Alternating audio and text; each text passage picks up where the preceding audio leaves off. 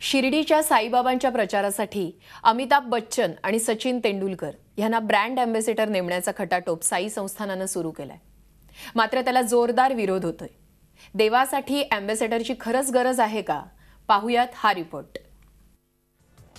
क्रिकेटचा देव बनणार साईबाबांचा brand ambassador. बॉलिवूडचा महानायकही करणार साईंचा प्रचार। बाहुबली देखील करणार साईंच्या शिकवणीचा प्रसार। सबका मालिक एक अशी शिकवण देणारे, विविध धर्मियांची अपार श्रद्धा असणारे, फकीरांचं जीर्ण जगून जगाला सन्मार्ग दाखवणारे शिर्डीचे साईबाबा। त्यांच्या समाधीस्थ होण्याला पुढच्या वर्षी 100 वर्ष पूर्ण होत आहेत। या निमित्तानं येत्या ऑक्टोबरपासून साई समाधी शताब्दी सोहळा साजरा केला जाणार आहे। गेल्या 100 वर्षात साईबाबांची कीर्ती देश-विदेशात पसरली। जगभरात त्यांच्या अब्जावधी भक्तगण आहेत। असं असताना साईंच्या कार्याचा प्रचार आणि प्रसार करण्याकरता ब्रँड अँबॅसेडर नेमण्याची तूम साई संस्थानं काढली आहे। अमिताभ बच्चन, सचिन तेंडुलकर, प्रभास यांनी ही जबाबदारी स्वीकारावी यासाठी साई संस्थानं खटाटोप सुरू केला है।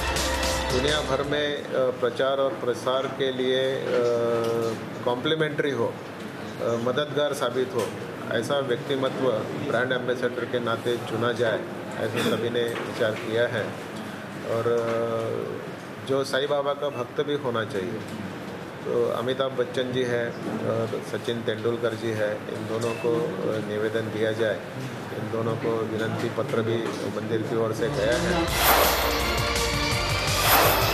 साई संस्थांच्या आकल्याची दिवाळखोरी दाखवणारा हा खटाटोप साई भक्तांना अजिबातच सुरुचलेला नाही। साईबाबांना कोणत्याही ब्रँड अँबॅसेडरची गरज नाही असं साई भक्त सांगतात। अँबॅसेडरची आवश्यकता नाही असं एक साई भक्त म्हणून माझं म्हणणं आहे। कारण साईचा महिमा हा सर्व जगाला माहीत आहे आणि साईची महती ब्रँड अँबॅसेडरच्या माध्यमातून सांगायची कसली आवश्यकता साई भक्तांना वाटत नाही, म्हणून ती नसावी असं माझं मत आहे। संस्थान के लिए ब्रांड एम्बेसडर का कोई जरूरत नहीं। बाबा ही सबसे बड़ा ब्रांड एम्बेसडर है। इसके लिए ब्रांड एम्बेसडर अलग से करने की क्या भी जरूरत नहीं है।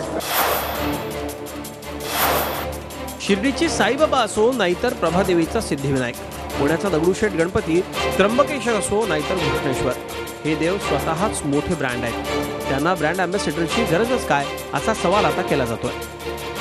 कदाचित ते शतक महोत्सव वर्षापुरता ब्रँड अँबॅसेडर असू शकतो, कारण ह्यापूर्वी कधी असा प्रसंग आला नव्हता। ना शिर्डीने कधी केला, ना आम्ही सुद्धा ब्रँड अँबॅसेडर कधी केला। कारण आमच्या इथे तर श्री गणपती हाच एक मोठा ब्रँड आहे आणि याच्यापेक्षा मोठा ब्रँड अँबॅसेडर कोण होऊ शकतो? आम्हाला त्याची गरज ह्यापूर्वी नव्हती आणि पुढे लागणार नाही। जो गणपती बाप्पा आहे तो प्रथम देव आहे, देवादिदेव आहे, आदिदेव आहे। त्यामुळे त्याचा ब्रँड अँबॅसेडर नेमण्याचं काही कारणच तसं येत नाही। संस्थान म्हणजे काही प्रॉडक्ट कंपनी का त्याचं ब्रँड अँबॅसेडर नेमणं हे चुकीचं वाटतंय आणि हे असं काही व्हायला नाही पाहिजे।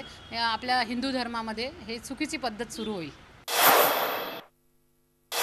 प्रत्यक्ष शिर्डीचे साईबाबाच हे प्रत्येकांच्या हृदयात सामावलेले आहे।